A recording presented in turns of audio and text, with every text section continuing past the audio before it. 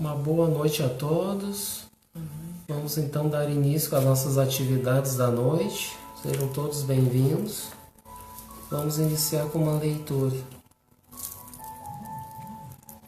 O minuto que você está vivendo agora é o mais importante de sua vida, onde quer que você esteja. Preste atenção ao que está fazendo. O ontem já lhe fugiu das mãos. O amanhã ainda não chegou. Viva o momento presente, porque dele depende todo o seu futuro. Procure aproveitar ao máximo o momento que está vivendo, tirando todas as vantagens que puder para o seu aperfeiçoamento. Então, com essa mensagem, vamos elevar o pensamento a Deus e rogando a Ele, aos nossos amigos espirituais, que possamos ter um ótimo estudo nessa noite de hoje, sob a tutela do nosso Pai Francisco, que Ele possa nos inspirar, irradiando seus bálsamos, suas vibrações de paz, de amor sobre todos nós, encarnados e desencarnados. A todos que estão nos seus lares, que irão acompanhar conosco, que possam também receber o amparo. E aqui dentro deste clima de paz, de proteção, com um fim útil e sério, esta reunião da noite, rogamos a nossos mentores amigos que nos inspirem, para que a gente possa ser um instrumento útil de levar adiante esta doutrina consoladora. E assim, Senhor, damos início com as nossas atividades da noite de hoje. Que assim seja.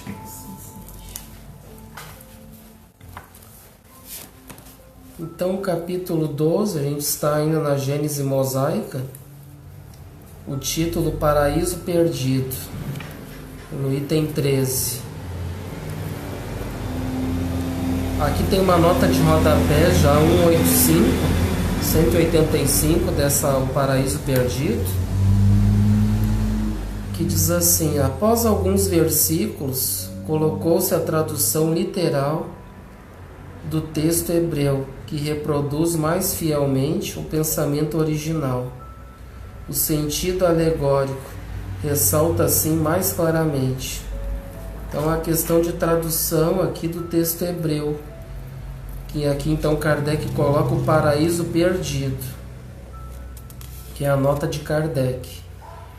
E esse paraíso perdido, a gente tem ele então como se fosse uma simbologia, uma alegoria, como diz aqui.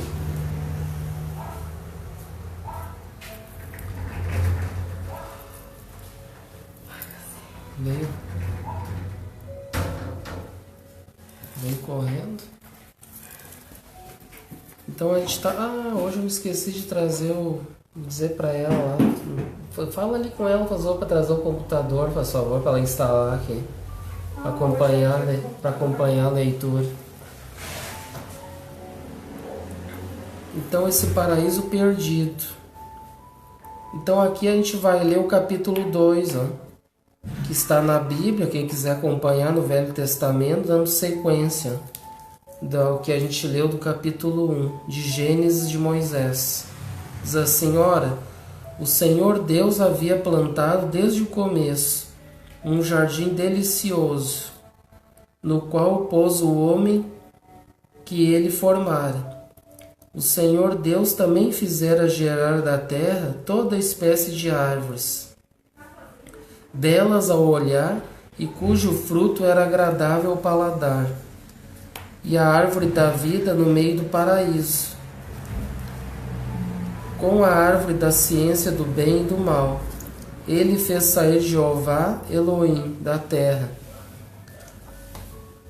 toda árvore bela para ver e toda árvore bela para ver e boa para comer, e a árvore da vida no meio do jardim, e a árvore da ciência do bem e do mal.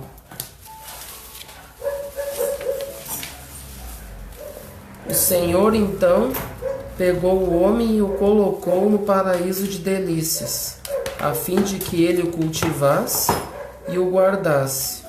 Deu-lhe também esta ordem, e lhe disse: come de todas as árvores do paraíso.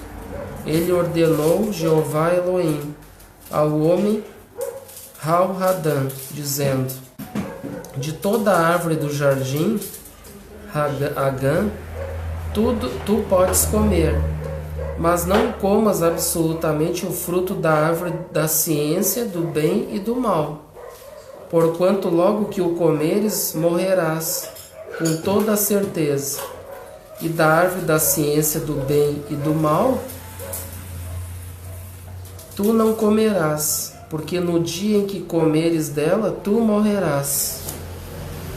Então aqui são as passagens do capítulo 2. Agora o capítulo 3. Tu conseguiu colocar aí, achar o capítulo 12? Sim, abriu aí. Ah, tá. Então eu vou lendo aqui. Capítulo 12 está no item 14. Ora, aqui é o versículo 1, então, do capítulo 3. Ora, a serpente era o mais astuto de todos os animais que o Senhor Deus formara sobre a terra. E ela disse à mulher: por que Deus vos ordenou que não comesseis dos frutos de todas as árvores do paraíso? E a serpente era mais astuta do que todos os animais terrestres que Jeová Elohim havia feito. Ela disse à mulher, disse Elohim: não comereis de nenhuma árvore do jardim. A mulher lhe respondeu: nós comemos dos frutos de todas as árvores que não estão no paraíso. Disse ela à mulher à serpente: do fruto das árvores do jardim nós podemos comer, mas quanto ao fruto da árvore que está no meio do paraíso, Deus nos ordenou que não comêssemos dele e que não tocássemos nele, para que não corramos o perigo de morrer. A serpente replicou à mulher: certamente não morrereis, mas é que Deus sabe que assim que houverdes comido desse fruto, vossos olhos se abrirão e sereis como deuses, conhecendo o bem e o mal. A mulher considerou então que o fruto daquela árvore era bom de comer, que ele era belo e agradável à vista. E tomando dele, comeu e deu ao seu marido, que também comeu. Ela viu a mulher que a árvore era boa como alimento e que era desejável a árvore para compreender, e tomou de seu fruto, e etc. E como ouvissem a voz do Senhor Deus, que passeava à tarde pelo paraíso, quando sopra um vento brando, eles se retiraram para o meio das árvores do paraíso, a fim de que se ocultarem da sua face. Então o Senhor Deus chamou Adão e lhe disse: onde estás? Adão lhe respondeu: ouvi a tua voz no paraíso e tive medo, porque eu estava nu. Essa é a razão por que me escondi. O Senhor lhe retrucou: e como soubeste que estavas nu, senão porque comeste do fruto da árvore que eu vos proibi de comer? Adão lhe respondeu: a mulher que me deste por companheira me apresentou o fruto dessa árvore e eu comi dele. O Senhor Deus disse à mulher: por que fizeste isso? Ela respondeu: a serpente me enganou e eu comi desse fruto. Então o Senhor Deus disse à serpente: por que tu fizeste isso? Tu és maldita entre todos os animais e todas as bestas da terra. Te arrastarás sobre o ventre e comerás a terra por todos os dias de tua vida. Porém, uma inimizade entre ti e a mulher, entre tua raça e a dela, ela te esmagará a cabeça, e tu tentarás morder o seu calcanhar. Deus disse também à mulher: afligir-te-ei com muitos males durante a tua gravidez. Parirás com dor, estarás sob a dominação do teu marido, e ele te dominará. Disse em seguida Adão: por haveres escutado a voz da tua mulher, e haveres comido do fruto da árvore que te proibi de comer, A terra será maldita por causa do que fizeste, e só com muito trabalho tirarás dela o teu alimento durante toda a vida. Ela te apresentará espinhos e sarças, e te alimentarás com a erva da terra, e comerás o teu pão com o suor do teu rosto, até que voltes à terra de onde fosse tirado, porque és pó, e em pó te tornarás. E Adão deu à mulher o nome de Eva, que significa vida, porque ela era a mãe de todos os viventes. O Senhor Deus também fez para Adão e sua mulher vestes de peles com que os cobriu. E disse: Eis aí Adão, que se tornou como um de nós, sabendo o bem e o mal. Impeçamos, pois, agora que ele coloque sua mão na árvore da vida, que pegue também do seu fruto, e que, comendo desse fruto, viva eternamente. Ele disse: Jeová Elohim, eis aí o homem feito como um de nós, pelo conhecimento do bem e do mal. E agora ele pode estender a mão e tomar da árvore da vida. E ele dela comerá e viverá eternamente. O Senhor Deus o fez sair do jardim de delícias, a fim de que fosses trabalhar no cultivo da terra, de onde ele fora tirado. E tendo-o expulsado, colocou querubins diante do jardim de delícias, aos quais faziam luzir uma espada de fogo, para guardarem o caminho que conduzia à árvore da vida. Então tem uma nota de rodapé 187, que fala sobre os querubins, que diz: do hebreu cherube, querube, boi, xarabe, lavrar, anjos do segundo coro da primeira hierarquia, que eram representados com 4 asas, 4 faces e pés de boi. Nota de Kardec. Isso aqui significa os querubins, o nome. Conseguiram aí? Uhum. Então aqui eu li toda o capítulo 2 e o 3 da Gênesis de Moisés. A gente já tinha estudado né? Que a gente leu e depois abordou com a tese do estudo de Kardec sobre isso. Então nós vamos para o item 15 agora. Podem ler então, por favor.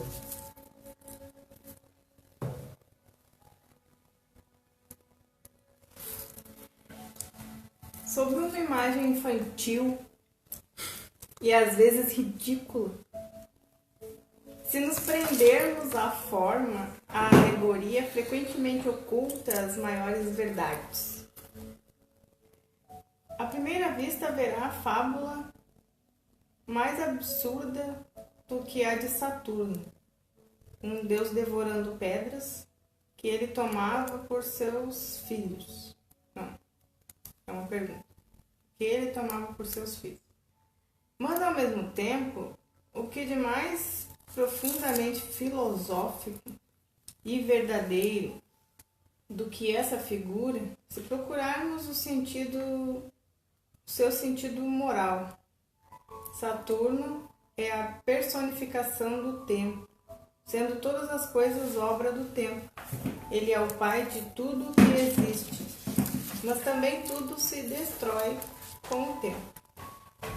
Saturno devorando pedras é o símbolo da destruição, pelo tempo, dos mais duros corpos, que são seus filhos, visto que se formaram com o tempo.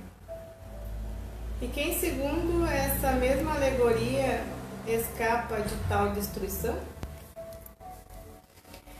Júpiter, símbolo da inteligência superior no princípio espiritual que é indestrutível.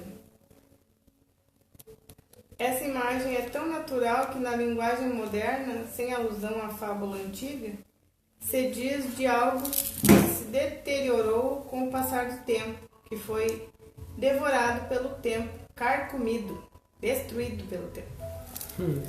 Então aqui está se referindo aqui aos deuses lá que eles tinham, lá de pedra, né?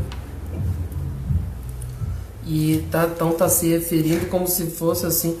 Então por muito tempo, muitos anos, antigamente tinha eles acreditavam, né, nesses falsos deuses, né?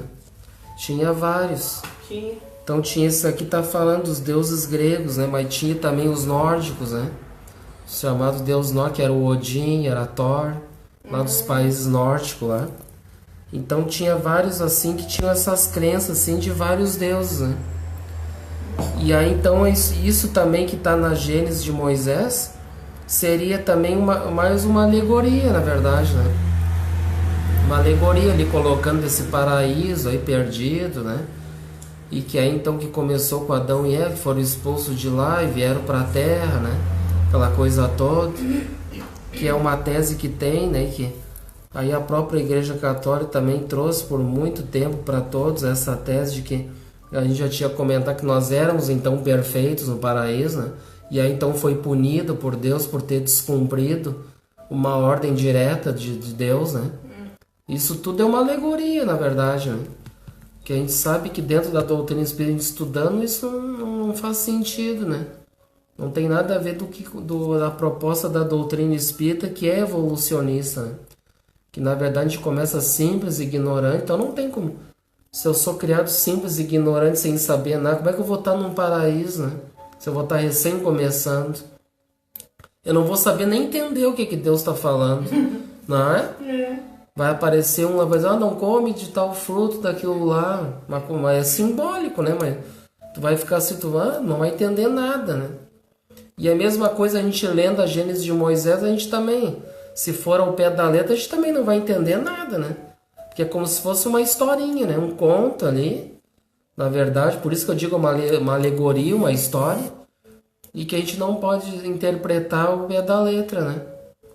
Porque senão vai ficar uma historinha ali que começou com Adão e Eva, que foram expulsos do paraíso, que comeram o fruto proibido, e aí vieram para cá trabalhar ganhar o pão com o suor do seu rosto, né? Como castigo. Aí fala ali também da mulher que tem que se rastejar, ter dor no parto, aquela coisa toda, né? Que é ela que descumpriu a ordem do Senhor e ainda deu pro marido, né? Então toda aquela história que tá ali, que é uma historinha, né? É uma historinha e que dentro da doutrina espírita a gente sempre vai estudar, vai procurar trazer a luz da razão, né? Vai trazer o que os benfeitores, muitos estudiosos já estudaram sobre isso, para trazer esses símbolos para nós, né? Que vai facilitar. E aqui agora com a Gênesis de Kardec a gente vai fazer esse estudo, qual a visão que ele teve disso tudo, o estudo que ele fez sobre isso, né? Que nós vamos ver aqui nessa parte. E aí então futuramente que a gente vai se aprofundar mais, né, nesse trabalho, que daí a gente vai mais adiante, que o próprio Kardec mesmo recomenda para estudar, para conhecer essas origens, né? É a origem de nós mesmos, né? Então pegar nos originais e se aprofundar lá, estudar, ver os elementos, o que tem da doutrina espírita que pode nos ajudar, os símbolos, né? Para nos ajudar e decodificar aquilo, né? Facilitar, para nós entender aquela história toda que tá lá. Tá lá e que muitos até hoje entendem aquilo como lê ao pé da letra e acham que começou o mundo assim, que foi assim, e que por muito tempo a Igreja Católica traz a ideia que nós éramos assim, que era perfeito, que a gente foi punido, aquela coisa toda, e que começou todo mundo pelos esses dois, que a gente sabe que na verdade também não é, né? Não tem como também, né? A própria ciência mostra, através da ciência, não tem como, né, ter toda essa população que vem apenas de um casal, né? Sabe? É mesmo. E que a própria Bíblia, né, os estudiosos, né, acho que até o próprio Haroldo Dutra também, que é um estudioso da Bíblia, ele diz também que a própria Bíblia interpreta a própria Bíblia. Que como a gente comentou também, quando o Chico, ele no programa Pinga Fogo dos anos 70, lá em 1970, que foi um programa muito comentado, né? Ele pegou, um pastor abordou ele, né? E disse, mas e como assim tá falando, né, em outros espíritos, em planeta, não sei o quê? Então ele disse, mas como é assim, o mundo começou com Adão e Eva, que tá lá na Bíblia, né? Daí ele disse, mas então o senhor não viu o que fala mais adiante, né? Que o Caim matou Abel e se afastou e foi para outras terras e casou e teve filho. Mas e essa sogra do Caim, de onde é que veio? Se não começou com Adão e Eva, mas e essa outra sogra? É um outro elemento, né? Que não tinha. Não tinha só Adão e Eva, mas então não foi lida a Bíblia, não foi estudado direito. Estranho isso, né? Não leu direito. Ali mesmo já se explica. Opa, peraí. Como assim que começou com Adão e Eva? Mas se tem uma outra, foi lá para outras bandas lá e o filho lá de Adão e Eva, Caim casou, teve também. Então teve essa esposa que ele casou, então também teria que ter um pai e uma mãe, né? Sim. Então já não havia não tinha só Adão e Eva e os filhos, né? Os dois. Então tinha mais. Isso que foi relatado na Bíblia, né? Mesmo sendo simbólico, né? Mas ali já se explica, opa, já deixa uma pulga na orelha de cada um que vai ler, que vai estudar, né? Me disseram na igreja, começou com Adão e Eva, mas eu lendo aqui, como é que ele foi para outra banda? É questão de raciocinar, né? Foi para outra banda e casou. Não, mas casou com quem? Quem eram os pais dessa noiva? Estranho, né? E aí então o programa do Pinga Fogo falou pro pastor, o Chico disse isso aí. Aí pro apresentador disse, Chico, olha só, vê que tem que estudar mais, né? Tem que analisar bem as coisas, né? Daí ficou ruim, né? Coisa chata ali, né? Então aqui mostra isso aí, é uma história, uma simbologia que a gente tem que procurar esses elementos, né? E estudar à luz da razão, à luz da doutrina espírita, né? Então tá, vamos pro item 16.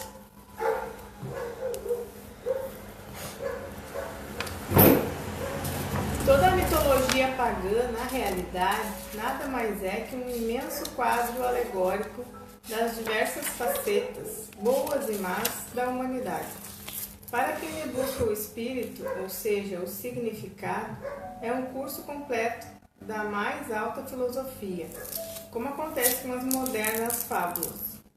O absurdo era tomar a forma pelo fundo, mas os sacerdotes pagãos só enviavam a forma, ensinavam a forma, seja porque alguns nada mais soubessem, seja porque tivessem interesse em manter a população nessas crenças, que favorecendo em tudo o domínio que exercia sobre ela, eram mais produtivas que a filosofia. A veneração do povo pela forma era uma fonte inesgotável de riquezas, representada pelos donativos acumulados nos templos, pelas oferendas e sacrifícios feitos em intenção dos deuses, mas na realidade em proveito dos seus representantes. Um povo menos crédulo, menos ligado às imagens, às estátuas, os símbolos e aos oráculos. Por esta razão, por haver querido secar essa fonte, colocando a verdade no lugar do erro, Sócrates foi condenado, como ímpio, a beber cicuta. É um veneno isso, né? Uhum. Naquela época ainda não estava em uso queimar vivos os heréticos, 5 séculos mais tarde. Cristo foi condenado a uma morte infame como ímpio, por haver, como Sócrates, desejado substituir a letra pelo espírito, e porque a sua doutrina toda espiritual destruía a supremacia dos escribas, dos fariseus e dos doutores da lei. Então a gente vê que isso aí já vem por muitos milênios, né? Esse atavismo, essa crença já dessa mitologia, já de crença de outros deuses, isso aí já vem por muito tempo, né? Os próprios nórdicos lá, eles sacrificavam até pessoas, né? Sacrificavam ali também, junto àqueles deuses de pedra, faziam os rituais ali, né? Para eles prosperar, para eles progredir e tudo, acreditando que um sacrifício de um humano ia ter muito mais valor do que de um animal, né? E aí então isso aí foi evoluindo aos poucos, né? Então o próprio Sócrates, né, ele veio, né, com essas ideias, né, esmagaram ele, foi condenado, foi preso, teve que beber veneno, né? Aquela coisa toda, e depois foi vindo, né? Essa crença foi longe, tem que ser aos poucos. Veja que é um trabalho lento. E se a gente parar para pensar até hoje, né? existem muitas pessoas ainda míticas ainda, né? Que tem como Deus, assim, essa mitologia, né? Pode ser que já não tenha, assim, deuses, né? O próprio nome dizendo a Deus, né? Por exemplo, orando, rezando a Deus. Mas, assim, Deus no sentido de que, por exemplo, ainda cultuam imagens, né? Aquela coisa toda. Acho que aqueles santos de pedra vão resolver os problemas, né? Mas tudo o que vale, na verdade, é a intenção, né? O coração, é o sentimento ali naquela oração que vai ter efeito, como a gente já comentou em outros estudos, né? E não o fato de ficar ali na frente de uma imagem, se atirar, se ajoelhar na frente dela que vai se resolver os problemas, né? Não é aquela imagem de pedra. Então a gente vê que até hoje ainda tem esses cultos, né? Ainda seria, né, simbolicamente falar deuses de pedra, né? Porque às vezes tem pessoas, mas eu tenho fé, eu gosto do santinho e tal, daí leva aqueles amuletinhos, aí tem aquelas casinhas ainda de santinho que a gente estava comentando, que muito eu vivia assim, né? Eu era de família católica, fiz comunhão e tudo, então a minha avó sempre foi muito tradicionalista nesse sentido católico, e sempre vinha a santinha, aquela dentro de uma casinha, aquela coisa toda, né? Com gavetinha. Com uma gavetinha para dar um apoio ali, né? E aí então ainda tem até hoje isso, né? Então isso vejo que é uma questão que é lento, demora muito tempo e depende da evolução de cada espírito, né? Porque tem aqueles que não, eu tenho fé aqui no meu santinho que ele vai resolver tudo. Então é ainda uma forma mítica ainda de viver, é uma mitologia, né? Porque ele está tendo aquele santinho, aquele amuletinho como um deus para ele, né? Ou eu tenho fé no pezinho de coelho, ou no pé como é que é, na ferradura do cavalo, ou nisso, ou no meu rosário, né? Então tudo vai ter aquilo como um amuleto e vai ser uma coisa mítica, né? Porque o que vale, na verdade, é a intenção, é o sentimento, e não o fato de tu adorar uma imagem, né? Um símbolo, né? E que eles viviam isso muito, né? Viviam, sacrificavam animais, pessoas, e isso durou muito tempo, né? E até hoje ainda, né, tem religiões ainda que ainda fazem sacrifícios ainda de animais. Pelo menos não fazem ainda de pessoas, acredito, tomara que não, mas tem relatos que infelizmente está tendo uns rituais por aí, né? De seitas de magia negra, parece que está ainda fazendo com pessoas ainda, né? Infelizmente, né? Crianças a gente já ouviu falar também. Então vejo que ainda existe esse tipo de coisa, né? Então olha quantos milênios já se passaram e ainda tem ainda, né? A gente queria dizer, não, pelo menos não tem com sacrifício com pessoa. Agora me veio na mente que infelizmente a gente já viu o caso aí que tem, né? Foi bem comentado sobre isso, né? A espiritualidade é muito paciente, né? A gente vendo o filme do Kardec, a gente percebe que quantos anos atrás, né? E muita coisa ainda é a mesma. Né? Algumas coisas já mudaram, claro. Já diminuiu pelo menos o tamanho das pedras, né? Então, não é com tanta violência, é mais verbal, moral, né? Assédios morais, né? Queima Jesus, aquela coisa toda, tu é um herege.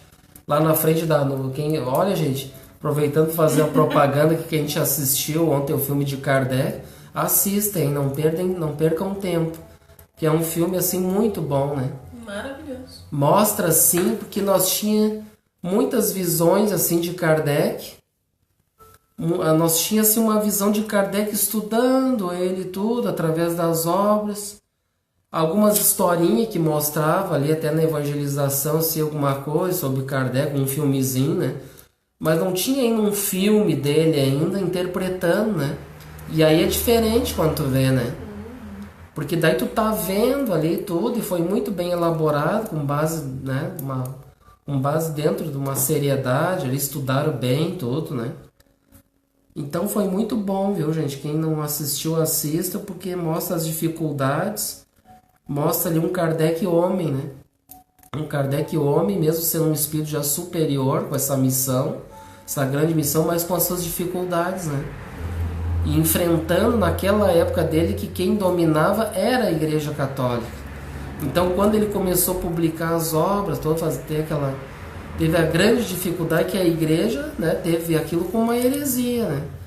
Inclusive queimaram muitos livros lá em Barcelona, que mostrou no filme, né? Não vou dar spoiler aqui, né? Agora pegou essa onda do spoiler, né? Então a gente não vai contar nada, né? Só comentando um pouco sobre o filme, né? Que pelo menos eles não queimavam as pessoas, né? Mas ali quase que, né? Tava louco pra queimar, né? E aí queimaram os livros, né? No lugar das pessoas, né? Já melhorou um pouco, né? Mas as meninas, eles foram na casa das meninas com tochas, né? Pois Queria pegar o mesmo. Acho que era só pra meter medo. Né? Então a gente vê também o grande trabalho, né? O trabalho também muito forte, intensivo, que sempre teve para o atraso da humanidade, as trevas, né? Que sempre trabalhando para que o bem não viesse à tona, a verdade ficasse, né? Abafada, ali escondida, que queimasse a verdade, né? Que não viesse à tona. E aí eles disseram para Kardec, não, te acalma, que isso é necessário e tudo vai dar certo, né? Porque isso vai abrir mais a curiosidade das pessoas e um dia essa verdade vai vir à tona para todos, né? E hoje estamos aí, né? Graças a Deus, Kardec enfrentou todas aquelas lutas que com certeza nós não ia conseguir fazer nem um mindinho do pé do que ele fez, né? Nenhum de nós. E ele veio muito bem preparado para trazer a doutrina espírita, trazer essa luz, essa chama, e que com certeza ela não se apagou, né? E está ficando cada vez mais forte, né? Mesmo com as dificuldades, com o trabalho das trevas, mas a gente é muito bem amparado, né? Graças a Deus, né? Então vamos em frente. É o 17 agora?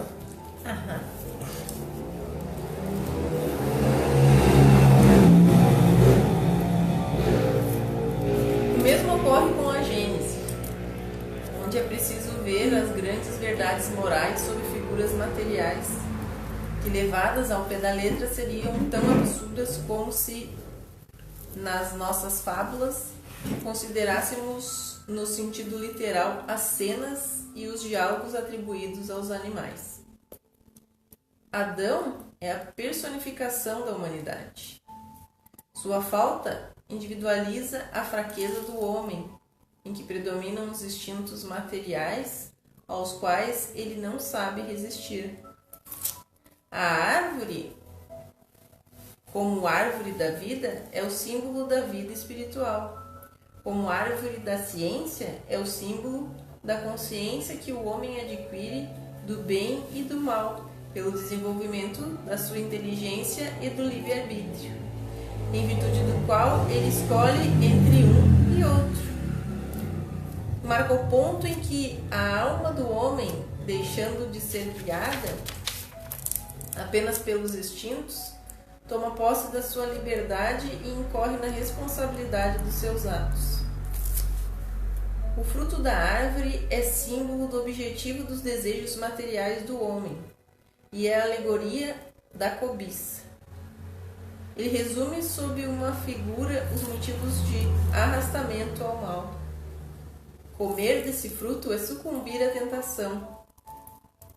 Ele cresce no meio do jardim de delícias para mostrar a sedução, para mostrar que a sedução está no meio mesmo dos prazeres, está no seio mesmo dos prazeres, e lembrar ao mesmo tempo que, se o homem dá prioridade aos gozos materiais, ele se prende à terra e se afasta do seu destino espiritual. A morte com que Adão é ameaçado, caso infrinja a proibição que lhe é feita, é um aviso das consequências inevitáveis, físicas e morais, decorrentes da violação das leis divinas, que Deus gravou na consciência. É por demais evidente que não se trata aqui da morte do corpo, uma vez que, após cometer a falta, Adão ainda viveu longo tempo, mas sim da morte espiritual, ou, entre outras palavras, da perda dos bens que resultam do adiantamento moral, cuja imagem é a sua expulsão do jardim de delícias.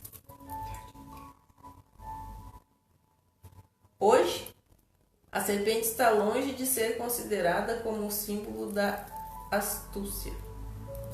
Ela aparece aqui mais pela forma do que pelo seu caráter, como uma alusão à perfídia dos maus conselhos, que se insinuam como a serpente e dos quais, por essa razão, muitas vezes não se desconfia.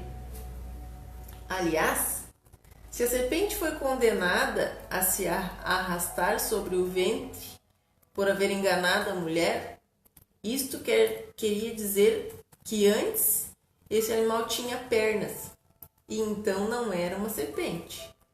Portanto, por que impor como verdades a fé ingênua e a crédula das crianças? Alegorias tão evidentes e que, iludindo ao seu raciocínio, faz com que mais tarde venham a considerar a Bíblia como uma série de fábulas absurdas? Então aqui, olha só o que a gente viu aqui nesse item 17. Olha só, é bom a gente prestar bem atenção, ó. Aqui Kardec, fazendo o estudo, ele deu a chave para vários símbolos para interpretar este capítulo, né, do Paraíso Perdido. Vocês perceberam os símbolos? Não. Não? Eu até sublinhei aqui para não me perder, ó. Então, Adão é a personificação da humanidade. Aqui ele já deu uma chave, ó, deu uma dica. Ele já deu né, uma dica para o Enem, né, como se diz. Então, Adão a gente já tinha estudado, né, já viu que Adão não é um homem, né, mas sim a personalidade de uma humanidade inteira. Entenderam? O Mateus botou uma informação ali. Vamos ver que tem uma participação do Mateus. Uma boa noite a ele, né? Obrigado por estar junto e participando. Eles vejam isso também no meio espírita, com relação à água fluidificada. Na questão de muitas vezes ser mais lembrada que o ensinamento da palestra. Muitas vezes por ser mais lembrado que o ensinamento da palestra, exatamente. Então não só da água fluidificada, mas como o passe também, né? Muitos ainda têm essa visão assim de querer só receber, né? Eu vou lá porque lá tem o passe, tem água fluidificada, o que mais que tem para me servir? Porque nós ainda, infelizmente, nós estamos na posição de ser servidos, né? Eu quero ser servido, mas a gente tem que mudar essa mentalidade e a gente chega um momento assim de maturidade, de moral, de nós nos colocarmos: o que eu posso fazer? Senhor, o que queres que eu faça? Mudar essa posição de nós, só eu, vinde a mim, só eu. Não, o que eu posso fazer para ajudar? Essa é a grande dificuldade, infelizmente, que a gente enfrenta em todos os setores, né? Dentro do movimento espírita, a gente vê muitas pessoas assim, se escamoteando, né? Não quer, não, isso aí é muito difícil, não, isso, fica, né? Fica assiste ali. a palestra porque é antes, né? Ele não vê aquele blá blá blá. Ou fica no muito difícil, eu tenho preguiça, eu não posso, né? Porque as coisas do mundo, aquela coisa toda, minha novela, aquela coisa toda. Aí fica se escamoteando, e que é, na verdade, então, essa personificação em que a gente vive ainda. Essa humanidade é a humanidade adâmica. Nós estamos na era Adão. Então, na verdade, essa era, que claro, vai ter um fim, né? Com esse período da própria regeneração que está para vir, nós estamos nos regenerando para deixar esse homem velho de lado, que é o Adão, né? Que nós somos Adão, tanto homem quanto mulher, né? Nós somos ainda esse Adão. Deixar esse Adão, que é um ser egoísta, né?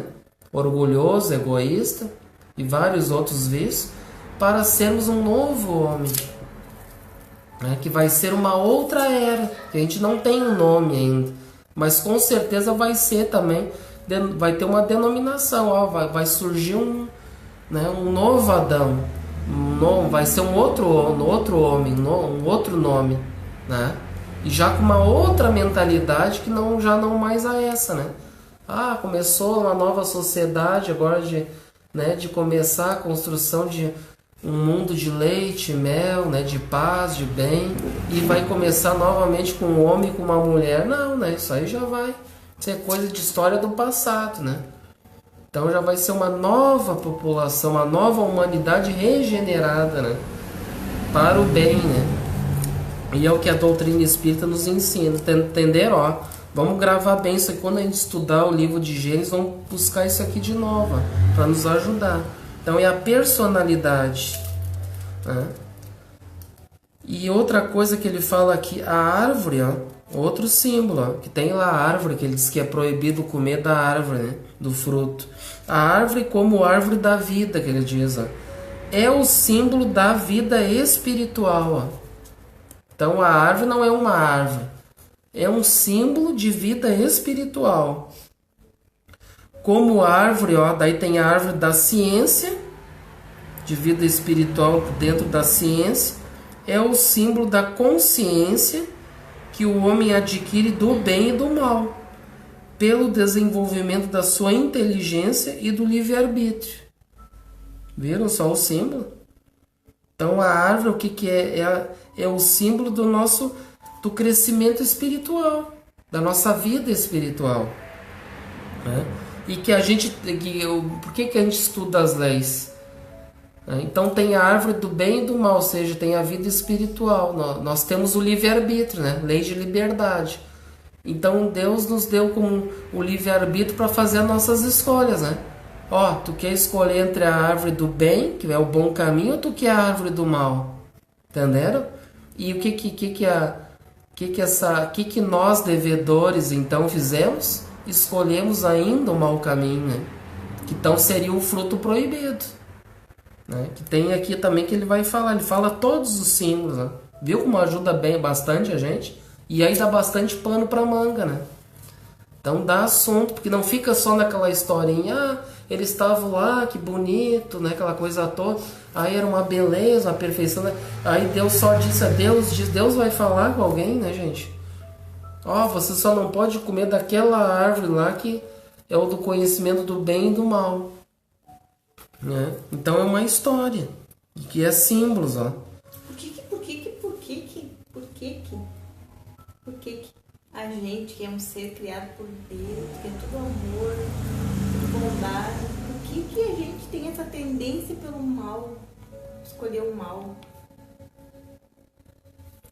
Por que será, né? Porque vamos dizer assim, o mal seria as facilidades, né?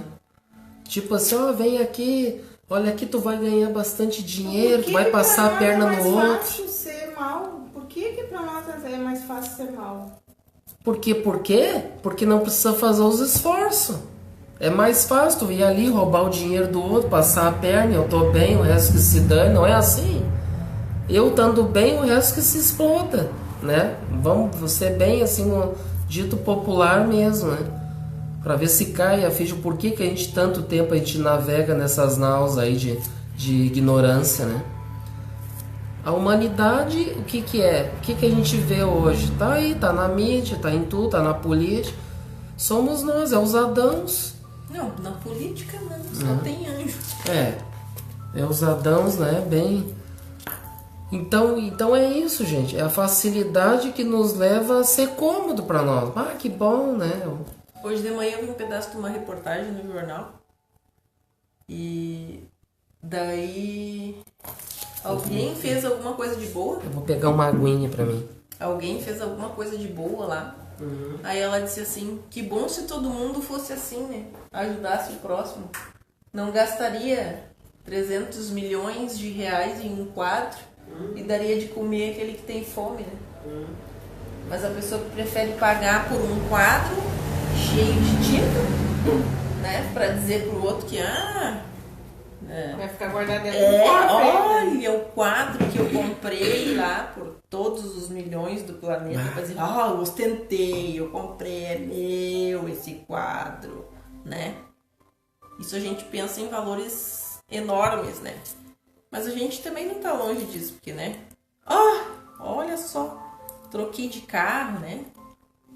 Viu? Troquei de carro, né? Eu trabalhei. E se ele tivesse milhões, ele ia pegar e ia lá um quadro, pra ele não é nada, né? Então ele fica ostentando o que ele tem, entendeu? Que é a ignorância, é a mente desviada que faz com que a gente tenha esses pensamentos que eu tenho na mão, eu vou extrapolar. E a maioria, o problema é que a maioria vende isso, né? A maioria vende assim, vende como se isso fosse o correto mesmo, né? A TV vende isso, a mídia vende isso. Qualquer coisa que seja de comprar, nas propagandas que tu vê na TV, vende isso, né? Você deve ter esse tênis. Você vai ser mais feliz. Você vai ser mais feliz se você tiver. Tem uma até que diz assim, vem ser feliz, né? Mas desde quando a felicidade é aquilo ali? Não, tem a felicidade mora aqui também.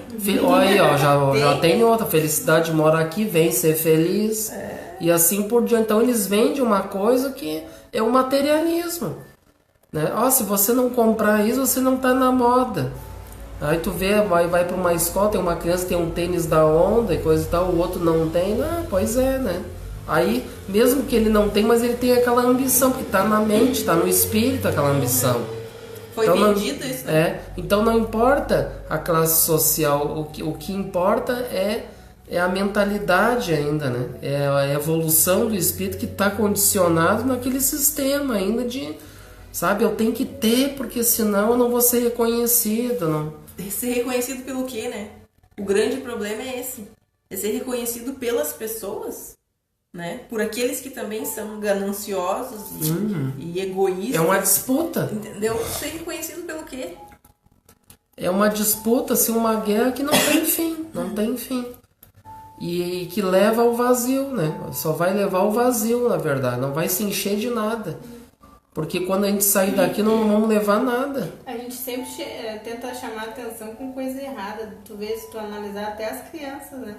Nós queremos chamar atenção, elas não vão fazer uma coisinha legal pra gostar, né? Elas vão fazer uma arte, uma coisa que vai chutar tua canela, vai puxar teu fazer cabelo, uma coisa errada, vai quebrar alguma coisa. Desde pequeno a gente é assim, Mas é que já traz as tendências da vida passada. Eles já vão vindo. Somos reencarnacionistas. São mais experientes, mais vivência. Então a árvore é isso, é o símbolo da vida espiritual. E que nós vamos ter ali como fator o desenvolvimento da inteligência, em virtude do qual ele escolhe entre um e outro, ou seja, o livre-arbítrio, né? Entre o bem e o mal. Vamos ver outro símbolo. Então já tem Adão, já tem a árvore do paraíso. Agora o fruto da árvore é o símbolo do objetivo dos desejos materiais do homem. Ó. Viu? Agora há pouco nós estávamos comentando sobre isso, a gente já adiantou, né?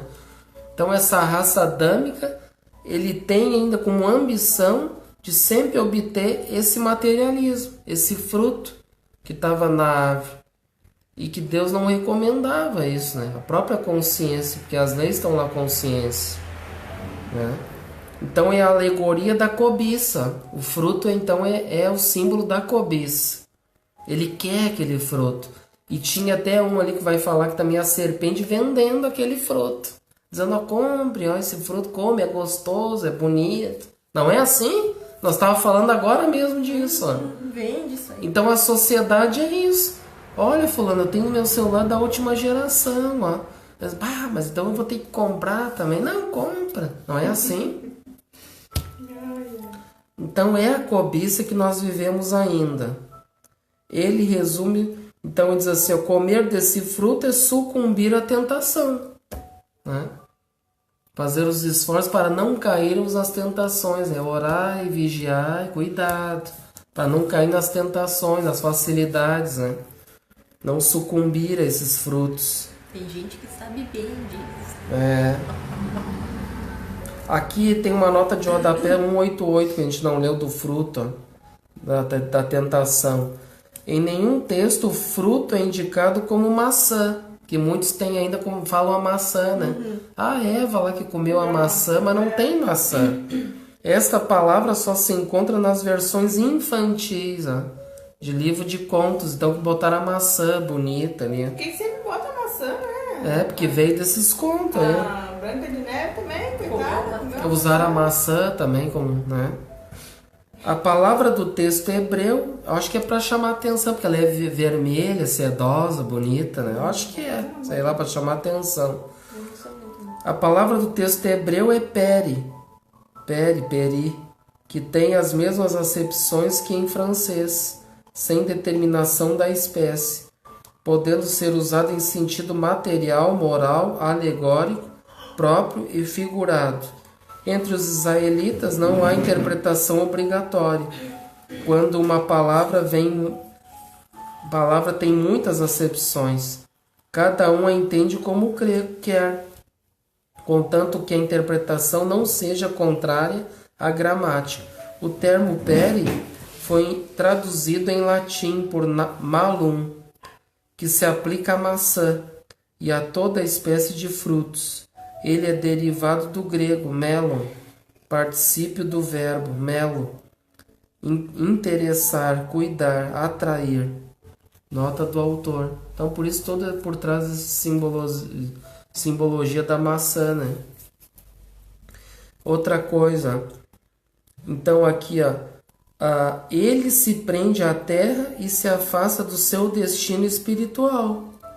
Então, esse afastamento, né, simbólico desse paraíso desse paraíso de delícias aí, seria então por causa disso, porque a gente escolhe através do nosso livre-arbítrio, a gente escolhe comer desse fruto da cobiça, né, que seria então a árvore do mal, né, o caminho do mal na parte espiritual.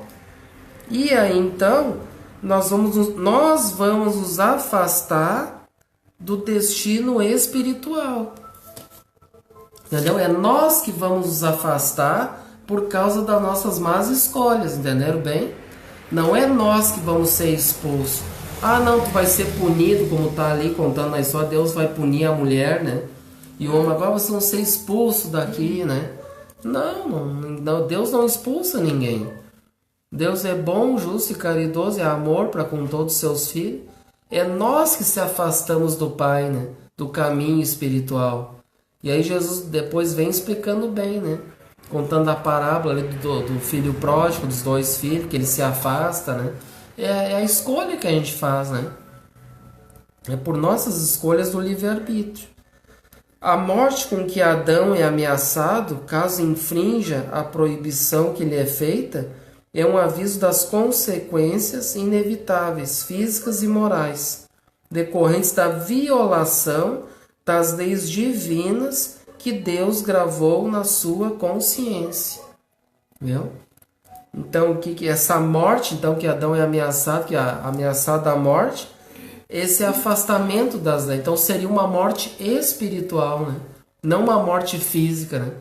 Então, agora tu vai morrer agora, né? Vai queimar porque tu não... Não, é uma morte espiritual. E essa morte espiritual nós causamos ela por causa do afastamento das leis. Que é uma morte moral, né? Que seria então uma morte moral, né? Uma morte moral. Porque as leis estão na nossa consciência. Então nós vamos escolher os maus caminhos, nós vamos responder para a nossa própria consciência, né? Através das leis de responsabilidade, né? Somos responsáveis por aquilo que a gente escolheu, que a gente já estudou. Existe a responsabilidade, né, por tudo isso. E aí entra em ação a lei de causa e efeito, né? Causando então, assim, moralmente para nós como se fosse um banimento, né? Hoje muitos dizem, por que eu estou aqui sofrendo nesse planeta aqui, né? Estou aqui nessas dificuldades, mas quem é que causou isso aí todo? Foi Deus que nos expulsou? Para viver aqui e sofrer, como muitos acham que estão aqui para sofrer, que não é para sofrer que a gente está aqui. A gente está aqui para aprender, para progredir, para sair dessa morte espiritual, né? Do não cumprimento das leis divinas, que a gente já está descumprindo há muitos milênios, né? E por isso então o sofrimento, a infelicidade e o estado que a gente está vivendo hoje nesse período adâmico, né? nessa humanidade adâmica que é egoísta, né? Que é orgulhosa, que é vaidosa, que tem essa cobiça, né? Pelas as coisas, né? Do mundo, né? E vivendo sempre chumbado no lodo, né? Gerando a infelicidade. Então é nós que temos que cair em si, como até diz na parábola do filho pródigo, cair em si e levantar. O que eu estou fazendo aqui, comendo até as bolotas que os porcos comem, né? Ou seja, nessa podridão aqui que eu estou vivendo aqui, espiritual. Se Deus me oferece tudo isso que a gente está estudando aqui, basta nós fazermos esforço, praticar as virtudes que os profetas tudo já vieram, Jesus veio e trouxe as leis de amor mais claras. Agora a doutrina vem de uma forma mais clara ainda, explicando, né, tintim por tintim. E mesmo assim a gente não quer, né? A gente não quer. E aí vai ter como consequência, né, as dores, o sofrimento e a infelicidade, né? E saudade daquele mundo que a gente tinha, né? Que muitos vieram de um mundo bom, né? Que tinha coisas, né? Tanto materiais, né? E o progresso espiritual tinha ali na mão, mas não quis, né? E aí jogou fora e foi banido. A gente até comentou do livro do A Caminho da Luz de Emmanuel, né? Que essa raça adâmica, muitos vieram para trazer a inteligência também para essa raça adâmica, né? Vivendo aqui entre essa raça adâmica, para trazer a parte intelectual, né? Esse avanço da tecnologia, né? Coisas boas, né? Para nós. E então eles vieram exilados, porque eles não quiseram progredir, né? E assim vai ser com a gente, né? A gente não vai querer também, vai ficar sempre com aquela falta de por que eu estou aqui sofrendo, por que eu estou aqui nessa miséria, nessas dificuldades, mas não soube aproveitar, né? E outra coisa que ele fala, então, é essa morte, outro símbolo, fala também o símbolo da serpente, que a serpente também não era uma, como muitos acham, ele conta infantil, era uma cobra, né? Diz ali, ó, ela aparece aqui mais pela forma do que pelo seu caráter, como uma alusão à perfídia dos maus conselhos, que se insinuam como a serpente, dos quais, por essa razão, muitas vezes não se desconfia. E qual é que é o movimento que a serpente faz? Não é um movimento que ela faz assim? Não seria um movimento assim de ondas? Essas influências, né, por ondas, né? Essas ondas vêm nos atacando direto, né? Direto e indiretamente, né? Por sintonias. Então é um símbolo, né? Aliás, se a serpente foi condenada a se arrastar sobre o ventre por haver enganado a mulher, isto queria dizer que antes esse animal tinha pernas, né? Então, na verdade, então te condena a ficar te rastejando, né? Então era uma serpente, então essa serpente tinha pernas, normal, braços, pelo jeito, né? Então veja que era um símbolo, né? Viu que a Bíblia, também a própria Bíblia se interpreta? Era um lagarto. um lagarto de pedra e acharam que era uma cobra de pernas. Tá bom. Então, portanto, tinha pernas, e então não era uma serpente. Portanto, por que impor como verdades a fé ingênua é crédula das crianças, alegorias tão evidentes, e que, iludindo seu raciocínio, fazem com que mais tarde venham a considerar a Bíblia como uma série de fábulas absurdas, né? Daí então eles chegam a dizer que a Bíblia seriam fábulas absurdas, né? Mas são tudo símbolos que tem ali, né? Então o que era ali é o que sempre a gente teve, né? A gente não sempre tem a influência tanto para o bem quanto para o mal, espiritualmente. Então a gente sabe que a gente comentou que o trabalho das trevas é muito forte, né? Vão ficar ali com ondas mentais ali, através de sintonia, nos afetando e nos querendo sempre conduzir para nos derrubar, né? Para ficar vivendo o mundo, as facilidades. Então continua até hoje a serpente trabalhando, né? e que depois a gente vai estudar também o Apocalipse, que essa serpente evoluiu para o dragão. Evoluiu para o dragão, né? Que foi essas grandes guerras que foi acometida aí, né? Das cruzadas, da Inquisição, né? Então ela evoluiu para o dragão. Então não só ela né, deu influências, mas como ela teve se transformou num dragão impondo, né, os seus desejos, né, para a humanidade, a ponto de matar, né, de queimar aqueles hereges, aquela coisa toda, quem não quisesse de acordo com seus pensamentos, né? E isso tudo está lá no Apocalipse, né? Parece que vocês estão meio cansados, com sono, que hoje. Então vamos lavar a cara aí, vamos dar uma acordada aí, porque isso aqui tudo é importante, né? Não dá para nós perder esses detalhes. Então vamos para o item 18. Entenderam? Ali viu que tem bastante chave bacana, né? Dá para nós entender bem a Bíblia ali já, hein? Aqueles símbolos ali. Mostrando então que tudo aquilo era uma historinha, né? Tudo simbólico, né?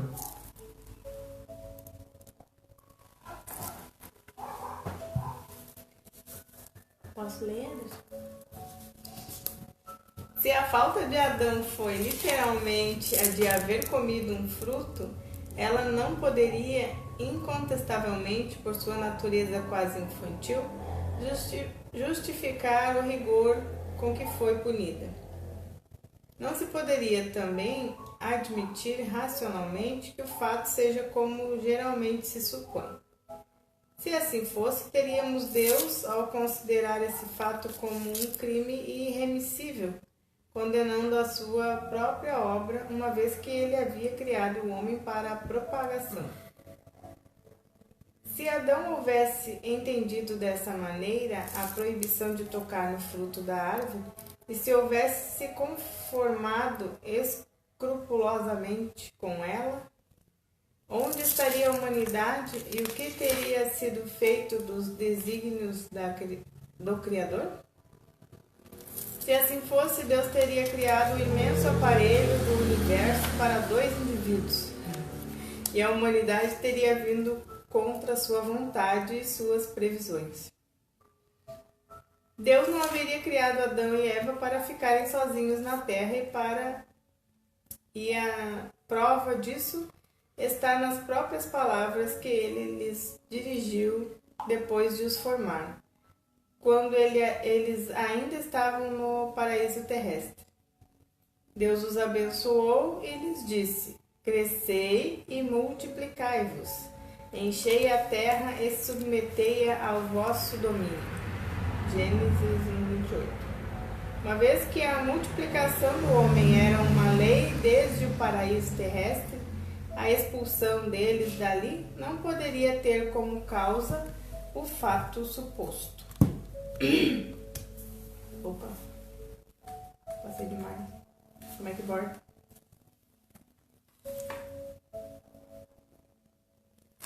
Um minuto. Onde é que eu tô?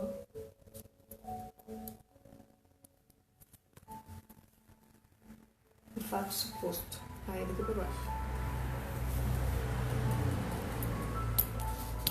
Esse negócio é violento. O que deu crédito a essa suposição foi o sentimento de vergonha que Adão e Eva manifestaram ante o olhar de Deus e que os levou a se cobrirem. Mas essa própria vergonha é uma figura de imagem, simboliza a confusão que todo culpado sente na presença de quem ofendeu. Olha aqui, ele dá outra chave aqui no final, hein? Então aqui Adão e Eva manifestaram ante o olhar de Deus que os levou a se cobrirem, ficaram com vergonha. Então o que acontece? É a consciência, é a culpa, né? Culpa de consciência, aquele sentimento de culpa de ter feito o erro, né?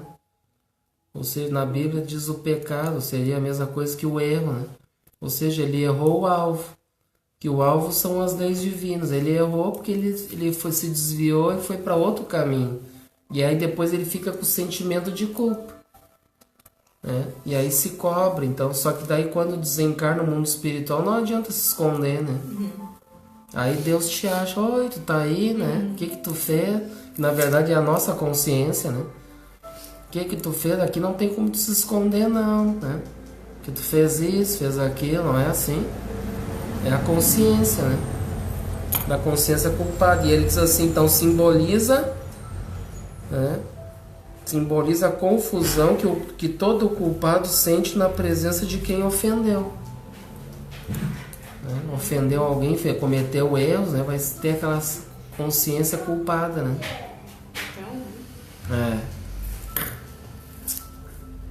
Entenderam? Então vamos para o 19.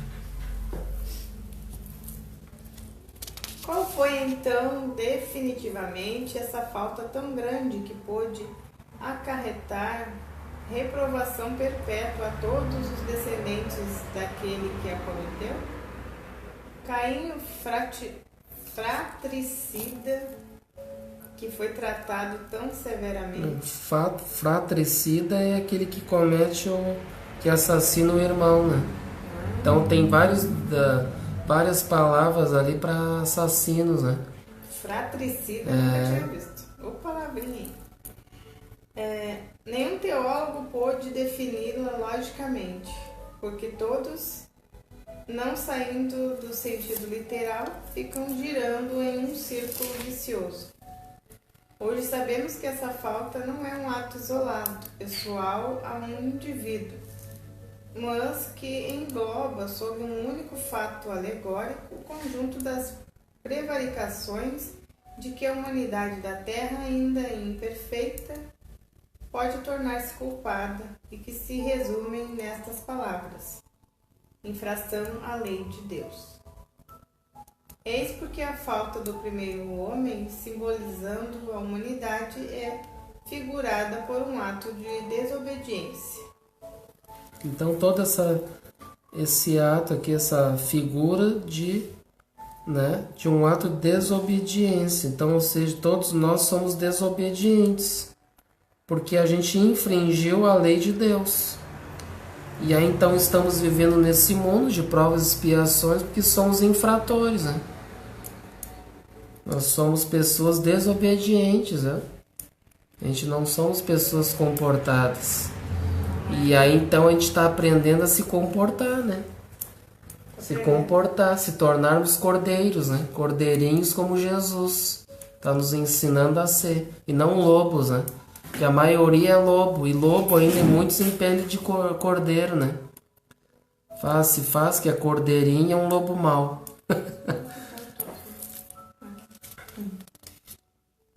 Então é essa desobediência, né?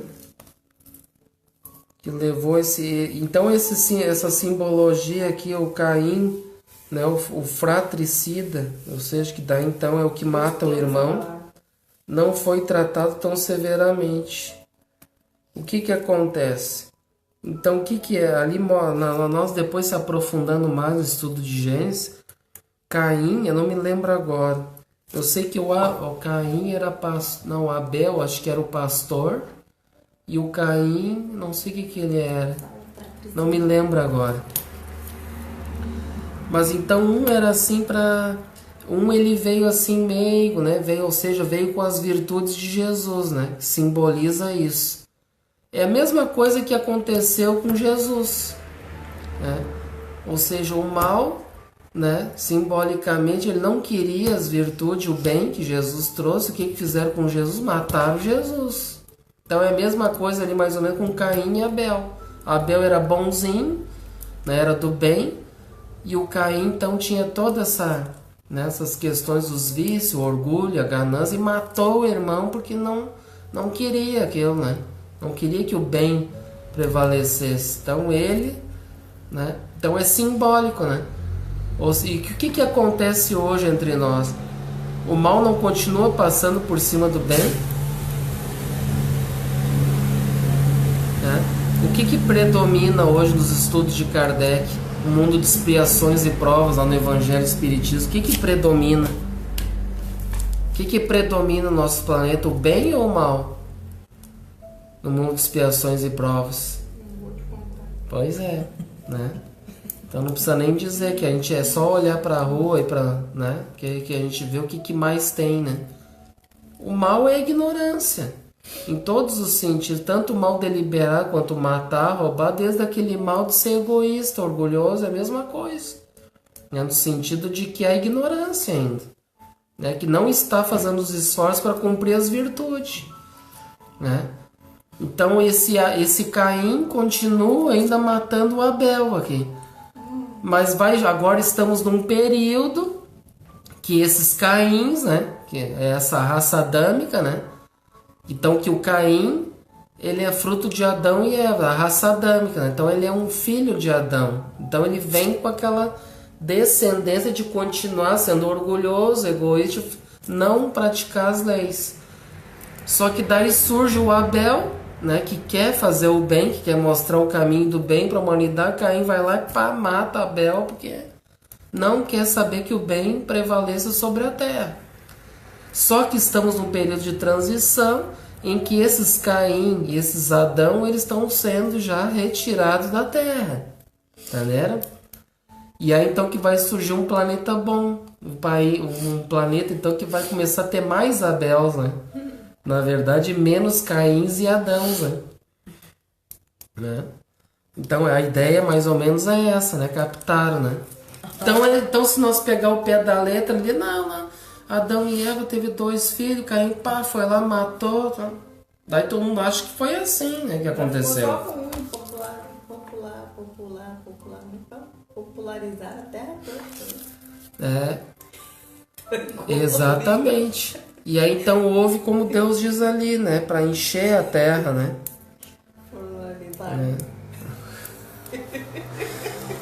Tá bom. Então aconteceu essa, né, como é que é? Popularizar, né? Popular. Trancou o disco, hein?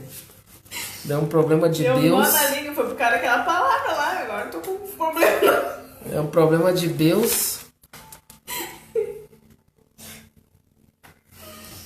Como é que é o nome da palavra? Tu gostou da palavra? Lá o fratricida. Fratricida. É que tu é uma palavra. Agora nós vamos pro item 20. É o 20, né? Então, desobedientes. Caíns ainda, né? Dizendo a Adão que ele tiraria a sua alimentação da terra com o suor do seu rosto, Deus simboliza a obrigação do trabalho, mas porque fez do trabalho uma punição? O que seria da inteligência do homem se ele não a desenvolvesse pelo trabalho? O que seria da terra se não fosse fecundada, transformada e saneada pelo trabalho inteligente do homem? Foi dito em Gênesis 2, 5 e 7, o Senhor Deus ainda não havia feito chover sobre a terra, e nela não havia homem para cultivá-la. O Senhor formou então o homem do limo da terra. Essas palavras unidas a essas outras, enchei a terra, provam que o homem desde a sua origem estava destinado a ocupar toda a terra e cultivá-la.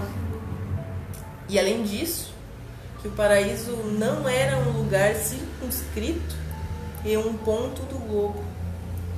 Se a cultura da terra devesse ser uma consequência da falta de Adão, disso resultaria que, se Adão não tivesse pecado, a terra não teria sido cultivada e os desígnios de Deus não teriam sido cumpridos. Porque ele disse à mulher que, em consequência de haver cometido a falta, pariria com dor?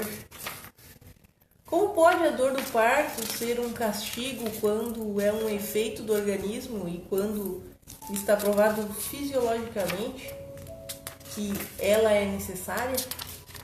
Como uma coisa que acontece de acordo com as leis da natureza pode ser uma punição? É o que os teólogos absolutamente ainda não explicaram e que não podem fazer, enquanto não saírem do ponto de vista em que se encontram. Entretanto, essas palavras que parecem tão contraditórias podem ser justificadas.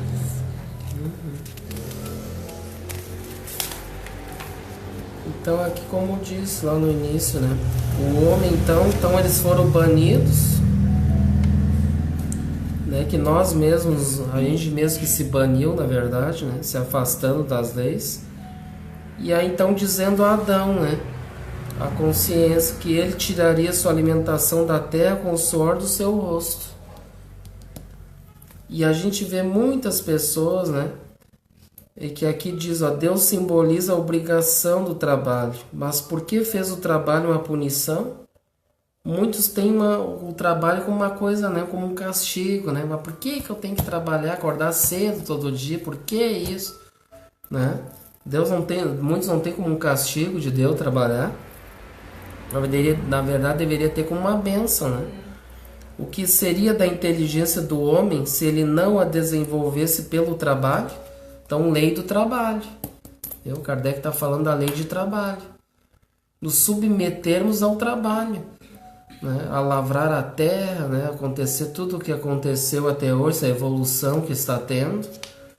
E isso vai fazer com que desenvolva o nosso intelecto, né? E aí então a doutrina espírita ou outras religiões, né? Os próprios ensinamentos vêm para nós evoluirmos também moralmente. Não ficar só no intelecto e querer só as coisas materiais, né? Mas para nós desenvolver também através do trabalho, principalmente o raciocínio, a inteligência, né? Conforme o trabalho de cada um, tu vai ter que desenvolver a tua mente ali para fazer aquele tipo de trabalho, né? Esforçar, né? E uma coisa importante, né? Que muitos têm como sacrifício, mas é justo também nós termos a nossa alimentação, nosso pão de cada dia, para nós pagar nossas contas, o dinheiro, nós tirar a alimentação da terra com o suor do nosso rosto. E muitas pessoas ainda têm assim, não querem trabalhar, querem ganhar as coisas. É mais fácil pedir, ganhar, ficar e assim se beneficiar, né, da boa vontade dos outros. O que tem lá para me oferecer? Lá na igreja tal, sei lá, ou na Francisca vão dar arranjo, eu vou lá porque vão me dar. Então tem muita gente que está nesse movimento da preguiça, não quer trabalhar. Para que trabalhar se tem gente que me dá? Isso me faz me lembrar uma viagem também do Pai Francisco, que ele teve para divulgar, que ele tinha que ir para outra parte do continente para divulgar o evangelho, para trabalhar, ajudar, né? Lá no tempo da Inquisição, né? E ele tinha que levar alguns irmãos com ele, né? Ele levou, acho que um irmão, não sei se levou, porque eles iam se dividir de 2 em 2, né? Para divulgar, assim como Jesus fez depois que ele também partiu, né? Ele disse aos discípulos, vão de 2 em 2 divulgar o evangelho, né? Aí Francisco fez também. E aí nessa viagem ele conseguiu. Como é que eu vou viajar se eu não tenho dinheiro, né? Franciscano, que nem nós aqui, se farrapar, vai ter dinheiro para... Como é que vai viajar? Aí até que se oferecer, apareceu Deus, a espiritualidade sempre trabalhando. Ó, vai partir um barco para aquele lugar lá. Vamos ver se a gente consegue uma carona. Se ofereceu. Não, Francisco, pode vir com a gente, fica lá num cantinho, lá não vai atrapalhar em nada, pode viajar com a gente. E só que daí em Francisco ele não quis ir de graça mesmo assim. Era de graça, mas ele pensou assim, não, ele tinha em mente isso aqui, ó, trabalhar com o suor do seu rosto. Lei do trabalho. Não quero me beneficiar de nada, não. Vamos trabalhar. Vamos se colocar aqui à disposição para ajudar no que for preciso. Ó, a gente não entende nada de embarcação, mas a gente pode limpar o convés. Aí. Vamos limpar, vamos cozinhar, vamos ajudar. Vamos prestar serviço a esse barco. Podia muito bem se atirar lá, ficar lendo o evangelho lá. Não, ver a mentalidade de um espírito como o Pai Francisco, né? Dando exemplo do trabalho. Diz, não, eu já estão me dando a viagem de graça, o que eu posso fazer para ajudar? Lembra que nós estávamos comentando antes também, né? Nós parar com essa coisa, o que eu posso me beneficiar disso aí? Vinde a mim. Não, se colocar, o que eu posso fazer aqui para ajudar? Ou lá em outro lugar, né? me colocar à disposição.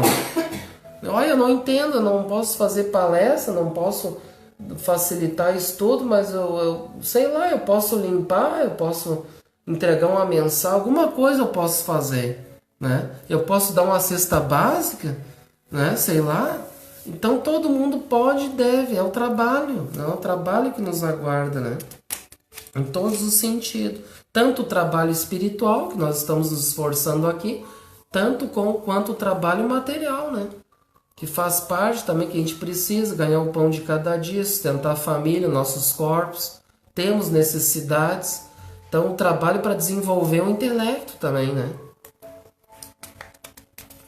E aí diz, né? O Senhor formou então o homem do limo da terra. Essas palavras unidas a essas outras, enchei a terra, provam que o homem desde a sua origem estava destinado a ocupar toda a terra e a cultivá-la. E além disso, que o paraíso não era um lugar circunscrito em um ponto do globo. Então enchei a terra e do limo da terra, né? Mostrando que o limo está em todas as partes, né? Não está só num lugar também, né?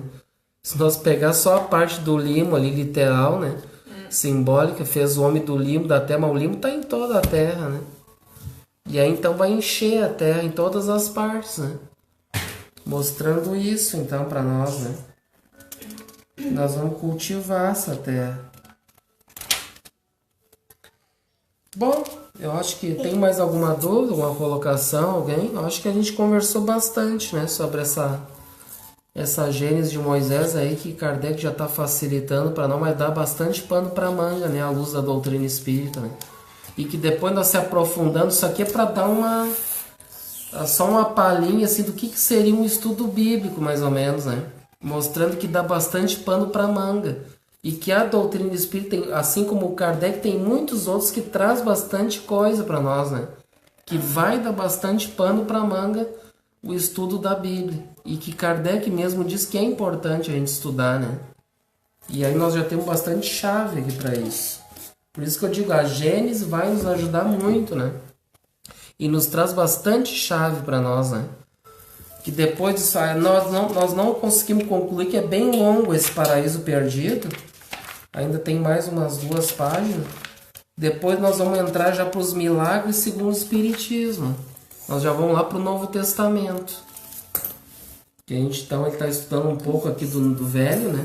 Para depois ir para o Novo Testamento. Aí depois a gente se aprofunda, né? Quem quiser se aprofundar, acompanhe aí que nós vamos entrar nos detalhes. Deixa eu marcar aqui que a gente parou no 21, então. No item 21 a gente parou, do capítulo 12.